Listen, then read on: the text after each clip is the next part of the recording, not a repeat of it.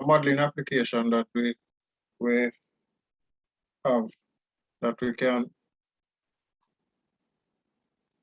that you frequently will meet in your control class. But I just want to bring up the other whiteboard. I forgot that you can't paste anything on this whiteboard.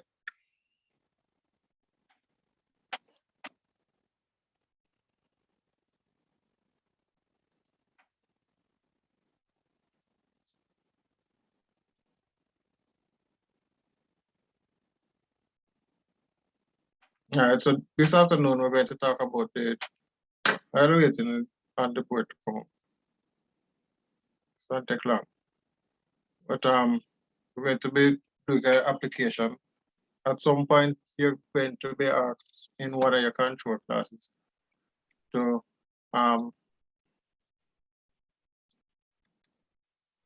work with the transfer function of a DC motor, or a DC motor will be part of your, let's say, part of your some project at some point. And so just looking at a modeling application. All right, see the board, where the board gone?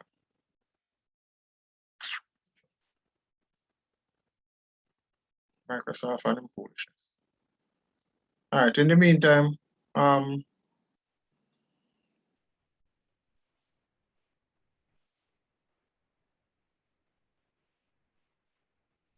let us just remind ourselves of how the DC motor works, so that when we're talking about the mathematics of it, we can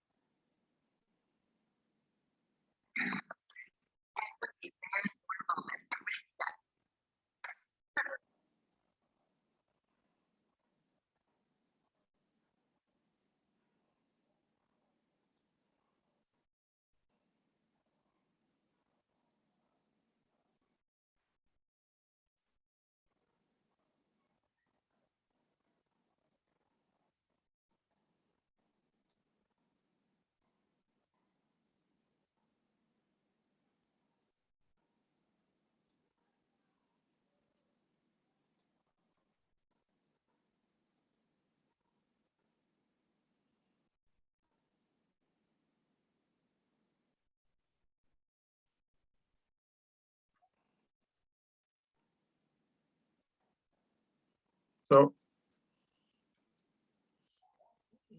here we have a DC motor.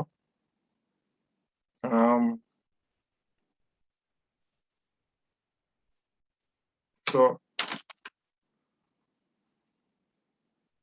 we can name the parts that we see in there in the breakout for the DC motor. I remember just make it clear. See many devices that have electric motors, such as kids' toys, table fans, toothbrushes, hair dryers, and this electric cutting knife. But how does the electric motor work?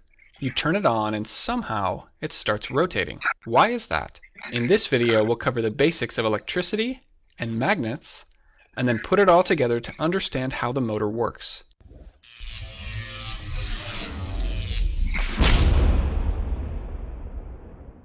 This video is now bring another magnet towards it. All right, so the basic idea that you have for any generation or use of any type of motor is that if you have a magnet and you spin the magnet near a wire, then the current, there's going to be a current generated in it. That is basically Faraday's law. And the faster you spin the magnet, the greater the size of the current that is generated inside. All right, so you have a magnet, you spin it, and when you spin the magnet, it's going to generate a current wherever it is located here. So Um, so let me just skip to, so that's the principle. You have a magnet, you spin it in an electric field. Stronger curved magnets. And instead of a bolt with wires, we're going to use a metal loop. This is called the armature. Connect our wires and we have a circuit again. This time you can think of the electromagnet as flat like this with the south pole pointing up. Now the armature will spin until opposite poles are lined up. We can keep it spinning by switching the wires just like we did before. But this is a lot of work to sit here and manually switch these wires. We need to add something to the armature called a commutator. It's a ring with gaps on the opposite sides. The commutator will spin along with the armature. Now we connect the circuit with two brushes on the side. These brushes will slide along as the commutator spins, and they are spring-loaded so that they always maintain contact. The current flows from the wire, through the brush, the commutator ring, the armature loop, and back through the other side. Now we have our electromagnet and the armature spins. As we come around this time, the brushes will switch contact to the other side of the commutator ring. Remember, there's two brushes, so this is happening on both sides. Before the switch, the current in the armature is flowing this way. After the brushes switch sides, current will flow the other way. This means the electromagnet switches polarity, which will cause the armature to keep spinning. This commutator ring does the same thing as switching the wires like we were doing before, but this time it does it all on its own. It will continue to spin as long as we're connected to a battery. Disconnect the battery, no more electromagnet, and the spinning stops. Now so far we've only used one loop on the armature. This will cause our motor to have an irregular speed, and in fact, we could get stuck in this position, with the brushes halfway between commutator segments. What we can do is split the commutator ring and then add another loop. So first, the brushes are in contact with these two commutator segments, which turns on this electromagnet, which causes it to start spinning. Once we get to here, the brushes switch contact to the next pair of commutator segments, which means this loop turns off and the next loop turns on. Now this electromagnet wants to spin. The brushes switch contact and the next loop turns on. This keeps happening as our motor spins. It's almost like the loops will take turns being an electromagnet. Some electric motors will add many loops to the armature. This ensures that there will be a continuous spinning motion on the motor. This spinning force on the armature is called a torque. Stronger torque means a faster spin. There are some things we can do to improve the torque of the motor. Electromagnets are stronger when there are more wires. This is true when we wrap more wires around the metal bolt, and it's also true when each of our armature loops are made of many wires. The motor will have stronger electromagnets, which means it will spin faster. If you look at some pictures of real electric motors, you can see lots of wires wrapped around. And yes, this is the same reason. More wires wrapped around means stronger electromagnets. Another way to make this stronger is to use more electricity. Let's learn a few more terms here. The part that doesn't move is called the stator. In this case, it's the two permanent magnets on the side. These fit inside the edges of the motor case. The armature in the middle is also called a rotor. Remember, this is the part that spins. The axle goes through the middle here and then sticks out the back of the motor. What I've shown you in this video is called a DC motor. If you have a device that moves and is powered by a battery, there's a good chance there's a DC motor in it. Other types of electric motors will work a little differently than what I've shown here. No matter the type of motor, most of them will produce some type of spinning motion. Once it's spinning, we can use this to make different devices move. In this case, a kid's toy. Or even a fan. All right, so we are going to do some mathematics. So this thing up.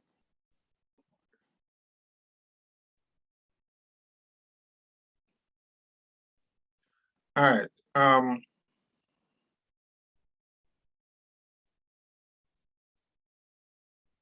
So what we want to do today,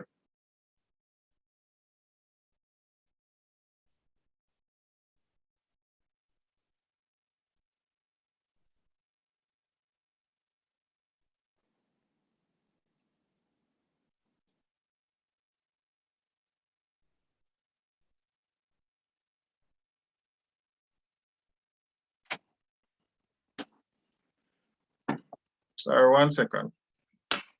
Keep from home.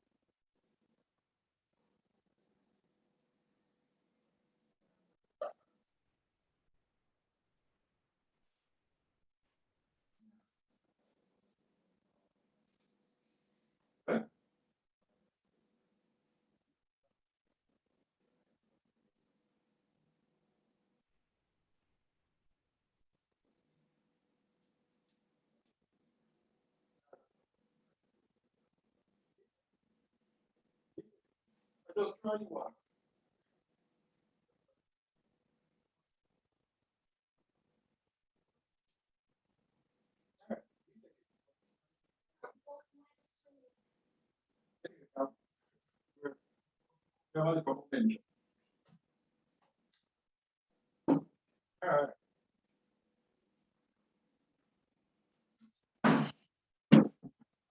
Sorry about that. All right. You still here with me? Yeah, man, sir. Me a bad behavior. Yes, sir. Yeah, man. Me admit it's my bad behavior. But somebody come to the door, so it's emergency. All right. So we were just talking about the electric motor. And they said they will draw, and they say you have a coil of wire. And the commutator, and then they're going to be connected to have voltage. So when the current I go through, it spins. So you have a current I passing through a wire. So this current I represents the current that is passing through the motor. All right. Like I said, when it's current pass through a magnetic field, a wire in a magnetic field, it is going to move. And if we hinge it, then it's going to cause the rotation. So you have a current passing through a wire. So therefore that wire must have resistance. And it's a coil of wire, so it must have inductance. So the whole motor is represented by, you have the input voltage, which they call it V, and the wire has resistance R and inductance L. Now this thing here, so now, E is the back EMF.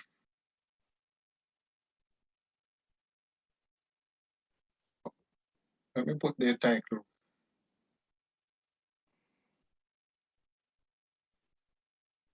Transfer function of a DC motor. That is all we are going to derive today.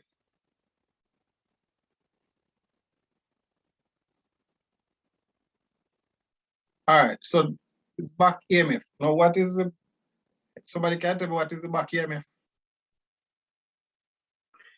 That would be the voltage that would be going back in opposite direction to the rotor and stator due to the movement of the coil inside of the magnetic field from the north and south poles. Right. So we say that if you pass a current through a coil of wire in a magnetic field, then it causes rotation.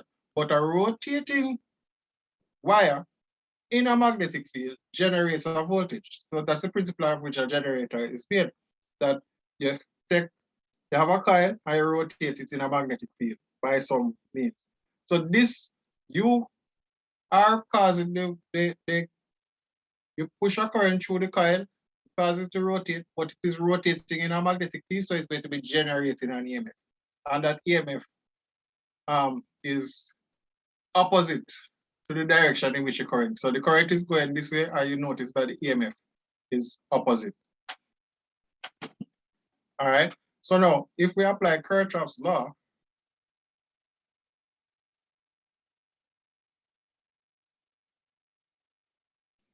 it's going to be V is equal to I times R. This is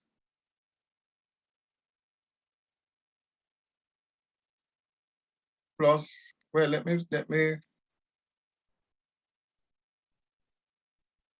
V is equal to I times R. Oh, sure. V is equal to VL.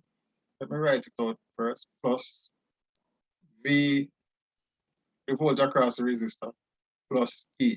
I'll usually put a little B there to mean back EMF. Now, this voltage is, we can write it as L dI by dt, the voltage on the inductor.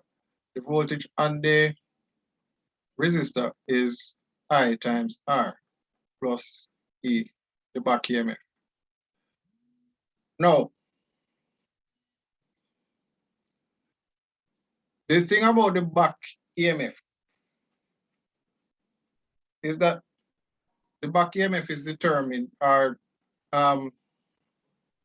what are we going to say now? The faster the more current you push through the coil, the faster the coil spins. The faster the coil spins, the back EMF also is going to get higher.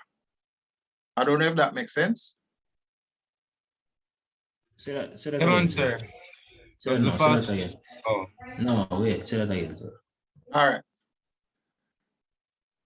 I was going to use an analogy. So you're pushing 5 amps through the circuit. It's going to cause the armature to spin. Right? It's going to cause this thing here to spin. What we're saying is that if you put in 10 amps, then it's going to spin faster. That makes sense? All right, yeah. Yes, sir. Greater All right. current, yeah. Greater current. Greater So output. greater rate of rotation. Yes, But sir. the greater the rate of rotation, then the greater the back EMF.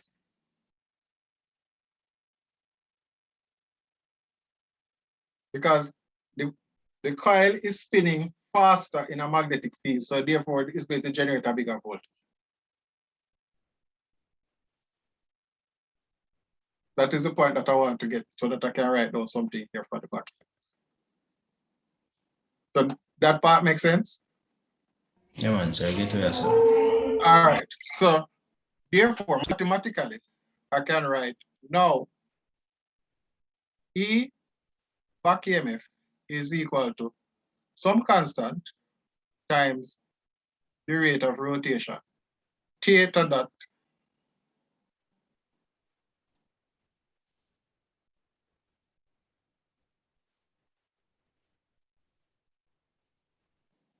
proportional, that's why I write a K,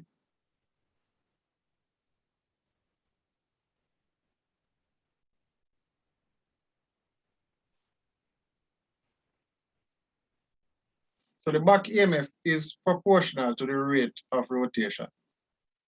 So does that, this relationship that we have, EB is equal to some constant times, let me put B for the back EMF, KB times theta dot. Theta is the rate of angular rotation.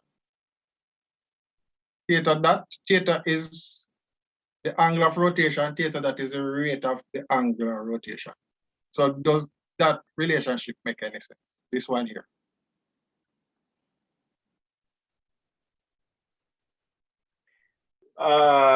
When you said the rate of angular rotation, would that be somewhat similar to like RPM?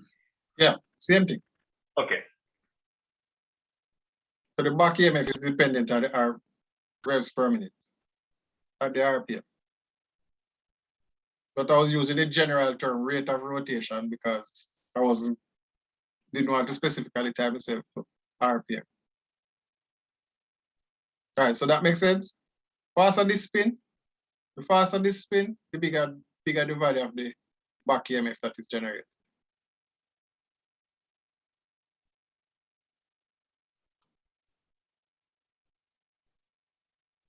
So let me draw a line down here.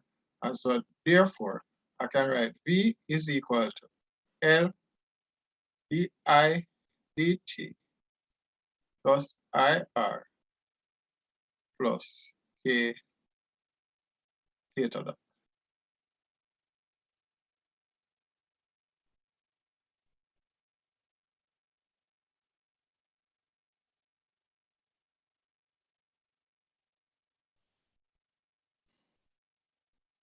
So this equation so far, we're all right with this.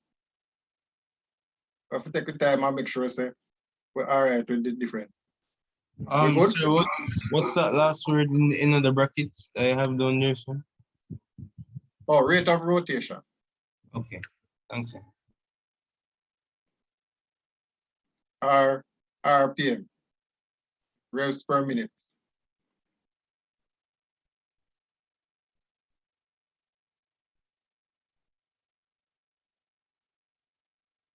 So I'm calling this equation 1.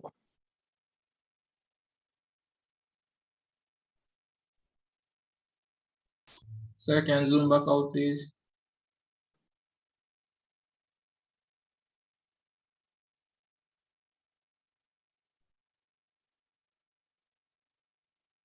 So what we're saying is that the coil is a wire, so it must have a resistance.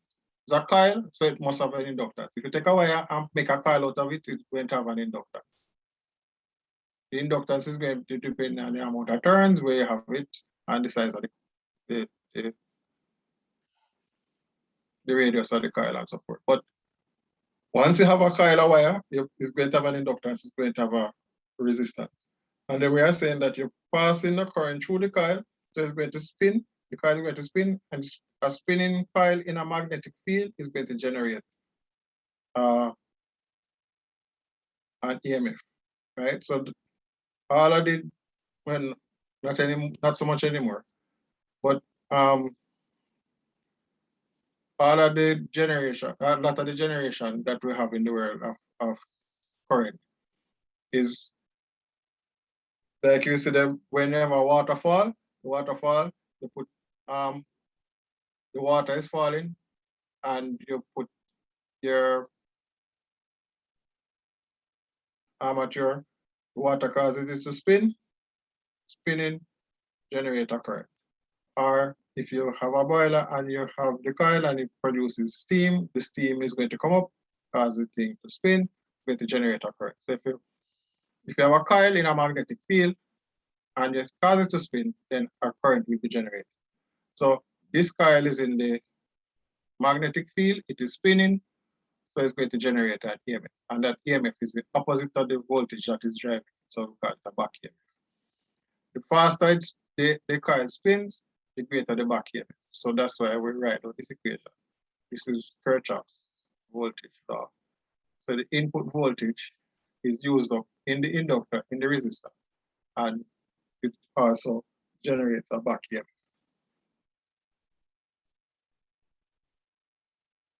So that makes sense so far. So far. All right, so now let's turn to the spinning. Now, we used to the physics class where we have 5 newtons, 10 newtons, and then we have the mass is 2 kilograms. And they tell us, find the acceleration. So how we find the acceleration here?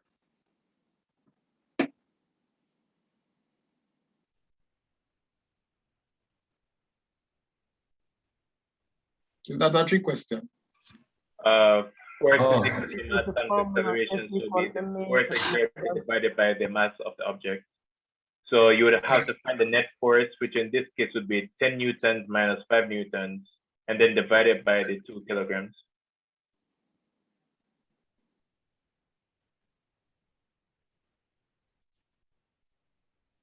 And the acceleration is 5 is equal to a, and then we can divide both sides by 2 to get the acceleration. All right, so now, first thing is a net force is equal to mass times the acceleration. Now, when an object is spinning, the same principles apply.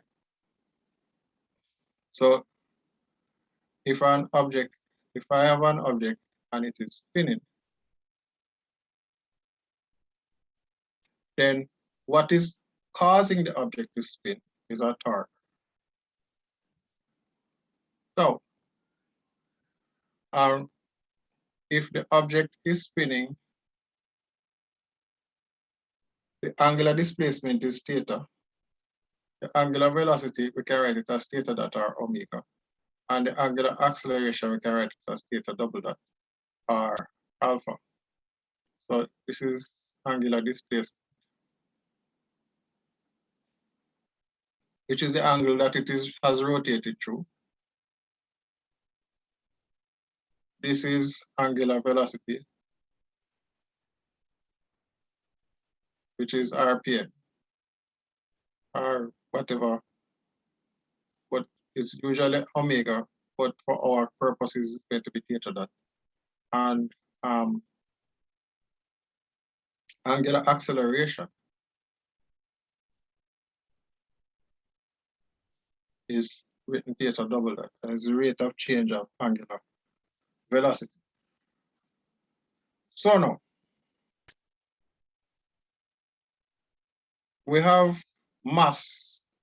Anybody can tell me what the analogous thing to mass is for a spinning object? Repeat the that question, question. sir? All right.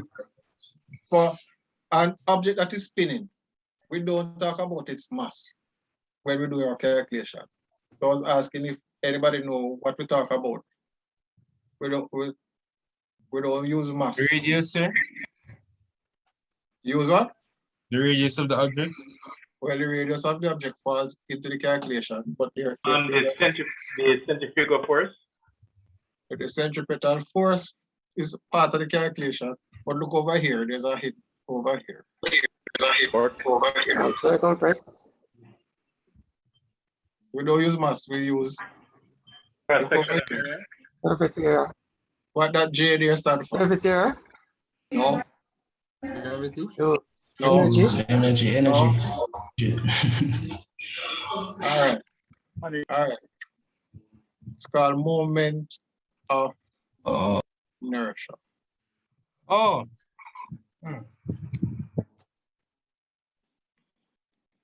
So the torque, which is, think about F equal ma. Torque corresponds to F. Moment of inertia corresponds to mass.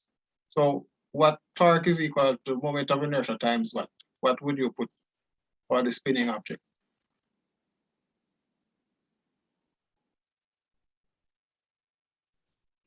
Finish the equation for me. F is the equivalent to torque, J is equivalent to mass. So what would you write for equivalent to acceleration? Would it be alpha? The rate of change of angular velocity? Right, angular acceleration. So for a spinning object,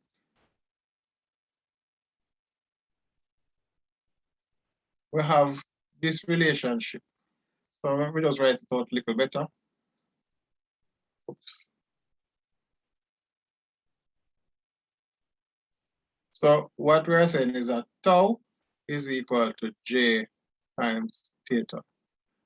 That the torque is turning force, or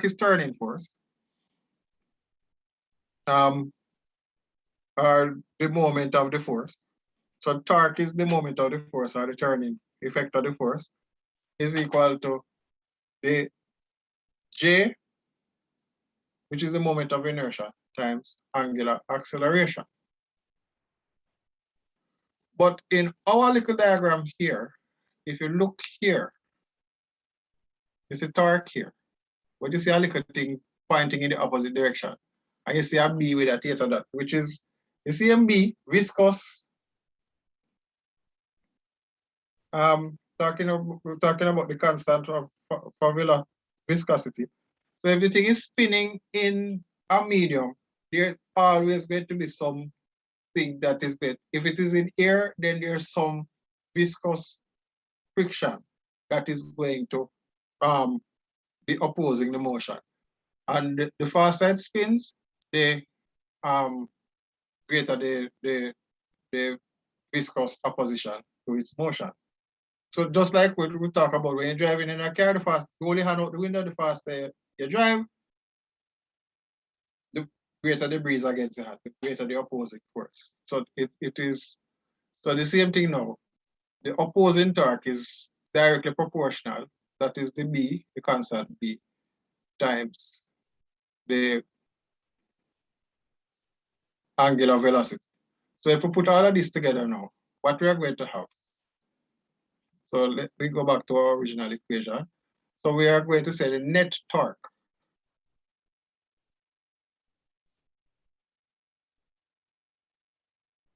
What is our net torque going to be equal to? Let me see if you understand what I'm saying, or if we're talking foolish. How would you calculate the net torque from this?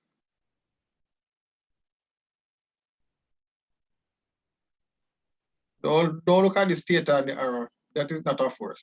That is misleading. So ignore this. What would be your net torque? Just think net force. As in, like, you want the arbitrary value, sir? So, No, I want to tell you how, using these letters, how we calculate the net torque. It would be T minus the B theta dot Is equal to J theta double dot. All right. So the distress is over now. So we need these two equations that are going to write them here.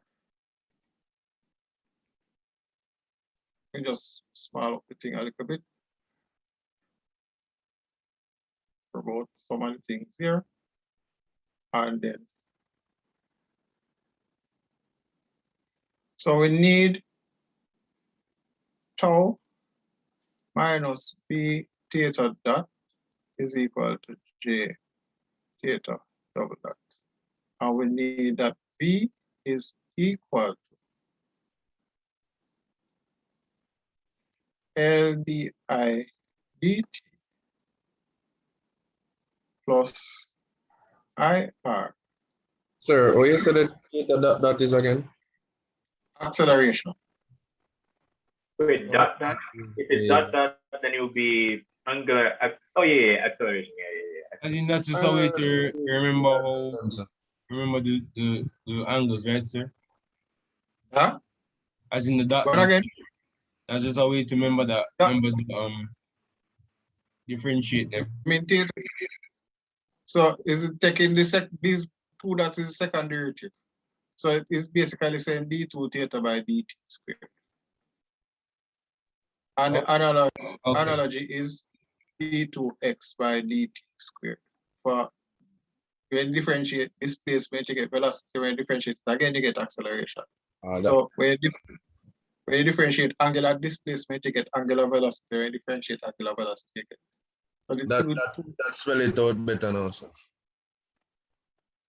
All right, so this is angular velocity, and this is angular acceleration. All right.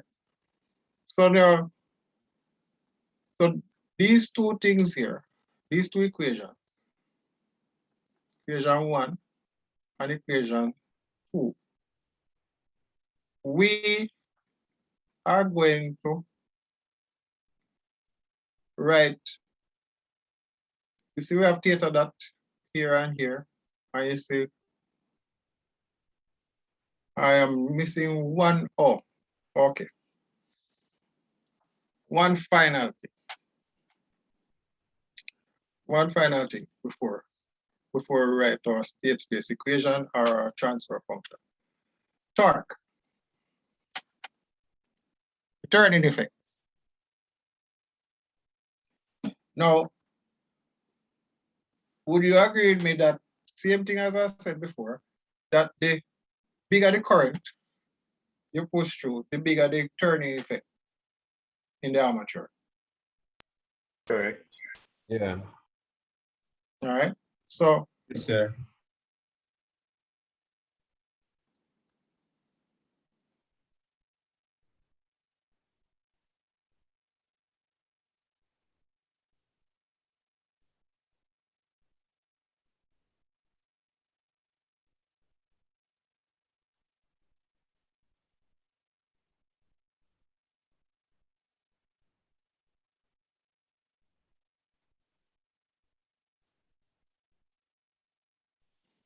now I'm going to rewrite one. So therefore I'm going to write Ki minus P theta dot is equal to J theta double dot. And right back there at the original one, V L E I E T plus I R plus K B theta dot. So this is my equation 1, and this is my equation 2. So now, when we have these, we are going to make two state variables to write it in terms of two state variables.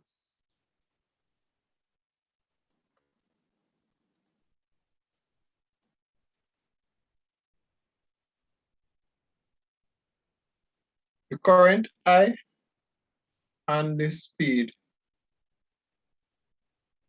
theta dot.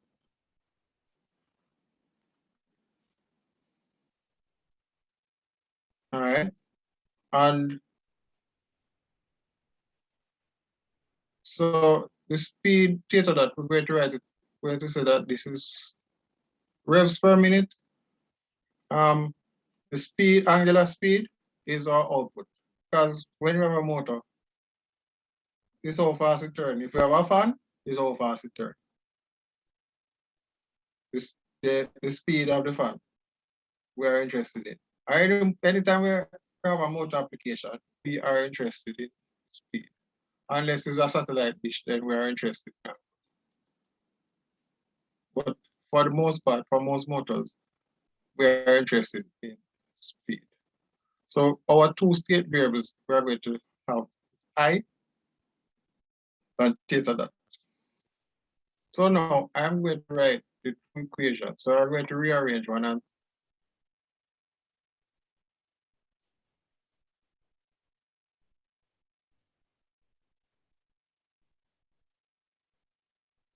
so I'm going to make I the subject of the formula. Sorry, up here I'm going to make theta the subject of the formula. So let me go back again. We're going to make theta double dot the subject of the formula. So therefore, we're going to write theta double dot is going to be equal K over J. I'm going to divide everybody by J.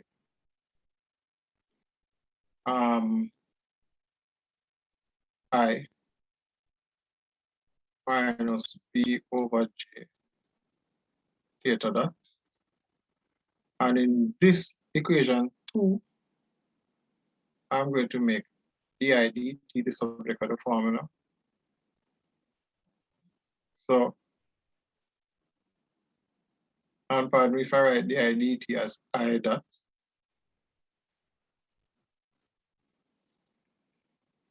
Is equal to, let me write did. Sir, that I that in August. Right, realize. So did is equal to, making it the subject of the formula. So therefore, it's going to be minus, carry all of these over the next side, minus I R over L,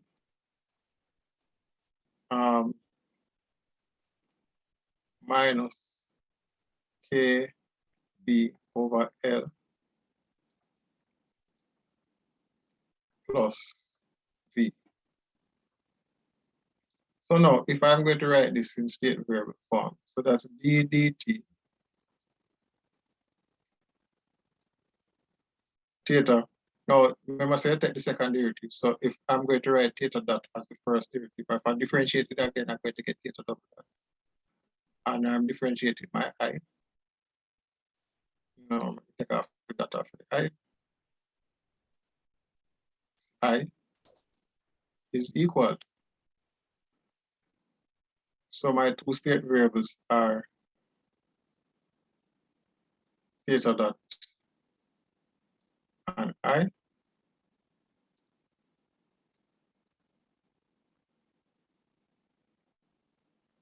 And my input, oh, this is supposed to be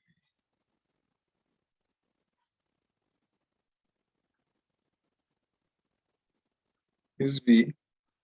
So now if I write my state variables, it's going to be minus B over J to capture the theta dot, K over J, minus R, oops, it's supposed to be minus KB over L, R over L. And my output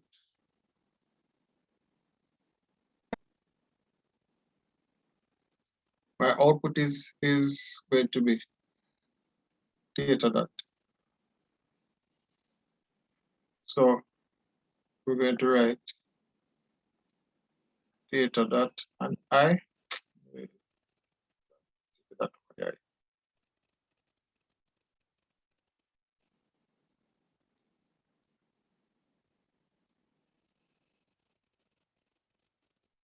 And I want theta dot as my output. My output is theta dot. So therefore I would 1, 0. So these are my state equations.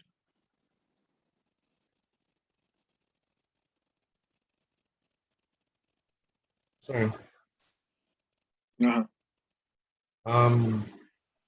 Tell me again how we arrived at I and theta dot being the state variables again. All right. You said tell me again, but I don't think I made it clear the first time. I didn't make it. We're looking at if we look at the equation 1 and 2 that we have here. Yes, sir. What you normally do is choose your state variables based on the relationships that you have. So the only two variables that we have there are I and theta. You'd agree with me? J and K and V. V is my input. Right. And theta that is my output. So theta that is the speed of the motor. So the speed of the motor would be output. So that must be one state variable. All right. So that is one state variable. You know that the V is your input voltage to the system. So you know that that is your input. So, and like I said, it's only I and theta that we have here. So therefore, this is we already pick this as one state variable. So what would be the other state variable? Well, it must be I. Why? We don't have any other variable.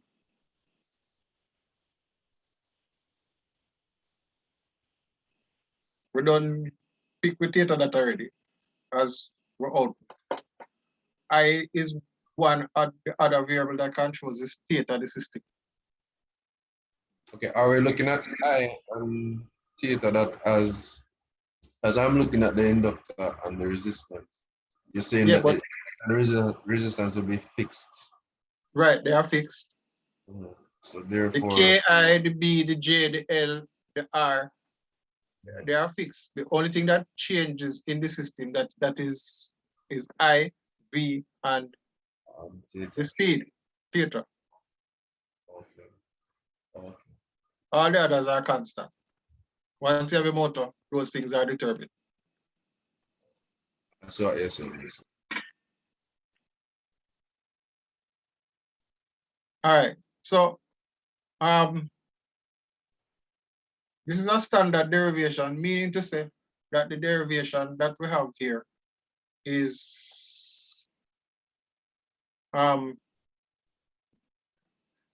Consistent with other motors. Is all motors have this. All DC motors. That is the what I would call the state equation for DC motor. All DC motors follow that. We need to know the K, the moment of inertia. We need to know the inductance. We need to know the resistance and so forth. What I want to do now is just write out the transfer function. So I'll go back to my equation 1, and so I have Ki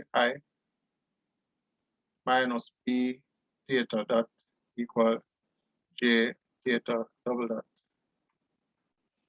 And V is equal to L di dt plus IR plus KB times theta dot. And I'm going to take Laplace transform.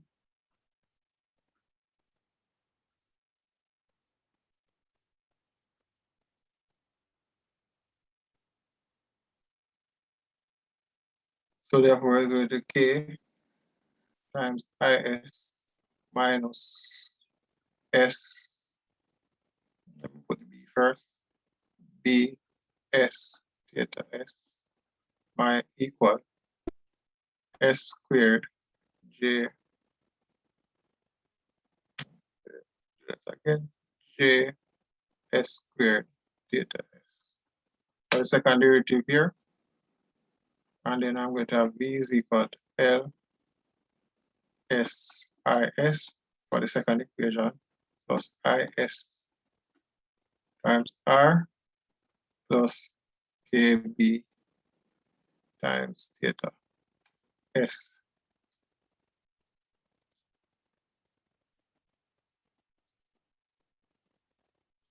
S theta S. Have any rasta inside here? Yes, sir. That's all right. Okay. Well, at this point, Rasta, we're going to eliminate the I. Why? Can't do that. Don't want to How we have cry? to do that? Don't want to cry? No, but we have to eliminate the I. Do you think so? All right. Nothing personal. Bless. So call this 1, call this 2, call this 3, call this 4. So if we take IS from 3 and make it the subject, we are going to get first of all, we're going to get J S squared theta S plus BS theta S divided by K. making I as a subject of the formula, and then we're going to plug that in here. All right, you can just put everything over one D.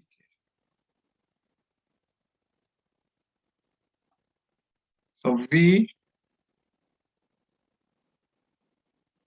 is going to be equal to L S, and then we're going to put in for IS J S squared theta S plus B S theta S over K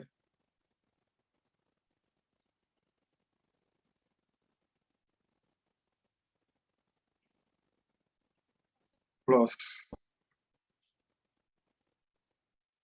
All right, so it's the same for R here, so therefore it's the same IS. So we're going to just put B is equal to R plus LS plus KB S theta S. All right, so if I'm going to put everything, so this is R plus LS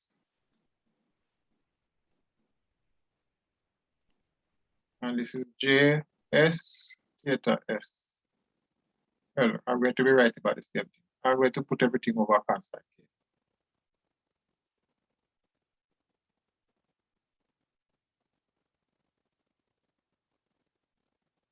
JS squared plus BS theta S plus this one is going to be KB times K S theta S over K. So if I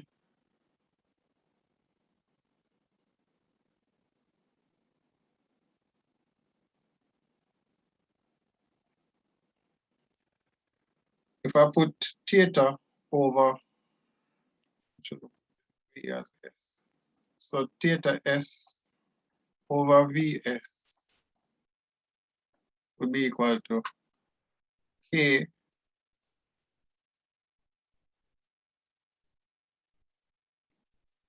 R plus LS JS squared plus BS plus KB K times S. So this is the transfer function.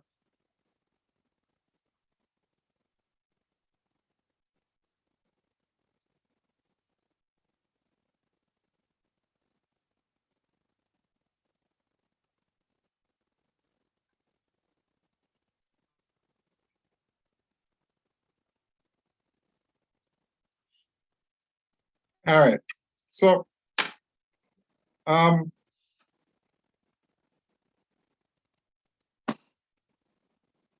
so now here's what I would like us to take away from all of this. The point is not for you to swat any of this or anything. Remember, so this course is just trying to give you some tools. Because like I said, we don't know where we're going to end up. Some engineer just sit down and calculate whole day. Sit down with MATLAB and calculate whole day. And give them one number. Right, for example, when I showed you the name with the black woman who did do all the calculation. You mean the one that works for NASA? Yeah. It's a cookie. A cookie? Yeah, man, cookie Shingan. Oh. Yeah, man. So basically, that was her job. We don't know what your job going to be. Right? One of my brethren from school is now the pilot flying the Saudi national airline. You didn't think so when him did run up and down barefoot. He wouldn't know. So one day you're going to fly this Saudi. You're going to be the chief pilot for the head of for the whole entire Saudi head family. We don't know. So we have to teach you everything. So we're just going through this as an exercise to say that whenever you take up a paper, because that is the ultimate aim. When you take up a paper and see the hope for mathematics, they're not supposed to frighten the daylights out of anybody. So that is what this course is for. You take up a paper to read about the different things in engineering, in electrical engineering specifically, but not necessarily. Any engineering, when you take up the paper to read what them do, you're not supposed to frighten it. You're supposed to be familiar with the language that you see it there. So that is what the aim of all of this engineering analysis is for. So them figures say they must ask the brother who have the maths degree for teaching. So that would be me to deal with the mathematics. 99 chances out of 100, you will be needing this anywhere at any point in your life. 99 chances out of 100, but 1 chance out of 100. Fine. Sorry, how you deal with, man? Eh? What are You the already know, so I'm not going to use this in us, but you don't know. You don't know. I know, son. I know. You can't tell us me. Mr. I guarantee, unless you're a Bridget who decides that it's only specific opportunities may come, I bet it. You know, this is the girl we're married to. This is the house we're going to buy. This is the amount of children we're going to have. Going to be one boy, one girl, and they're going to go to this school because this is where we're going to live, and this is where we're going to work, and this is where she's going to work. And if you can plan out your life that way, then fine. But other than that, no. So. Yeah, the discourage I say not do that. Huh? Yeah, discourage I them not do that. Discourage the them out. So you want to go the eye for a long time. Yeah, never eliminate the eye. Sir Fraser, what other courses fall under the old degree? Because this look like a deja vu, you know. I have to talk to Miss Dunk about that. Because it's come like everything come like a copy and paste. Yeah. You want a copy and paste? Something there. It's a mixture of signals. Some signals in it. Yeah. Some signals in there. Some controls in there. Match 1 in there, match 3 in there. Sir, let's go on our class. I've got later. Yeah, man. All right. All right. It's me the chatting out. It's basically match 4, you know. All right. There you go. You know, one textbook you can send for this. Yeah. I was supposed to give you a set of textbook for a long time. Let's forget. Sir, you can send in a WhatsApp group or something. Yeah, we'll send it to the WhatsApp. Come on, please. All right. A copy and paste, yes, Fraser. Copy and paste. Jaja. Professor, I want to talk to you too, you know. I'll probably call him. Yes, sir. That means you know I got to pressure for your finals then. No, your final is a multiple choice. All right, boss.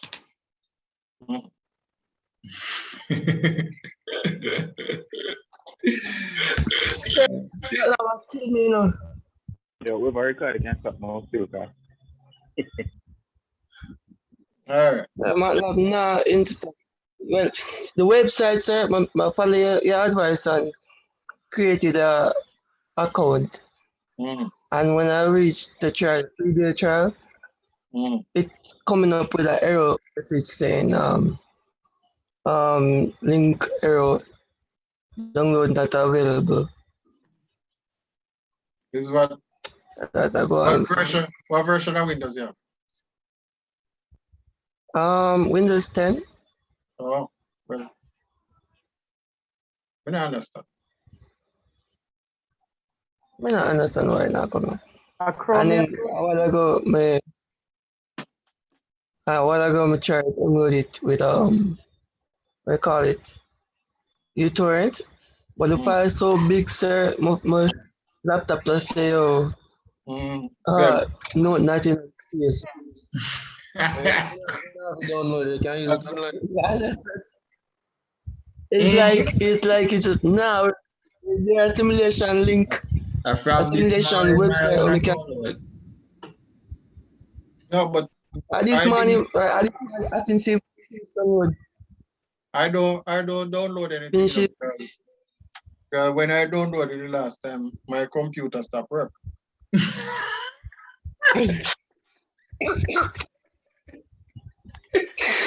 Sorry, fellas. What happened, you know, sir? I don't mash up my computer in our first year, you know.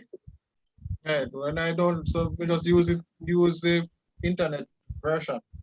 Oh, so that what we do then. So, can you type the internet version now, please? Huh? You All can right, search for the internet version now.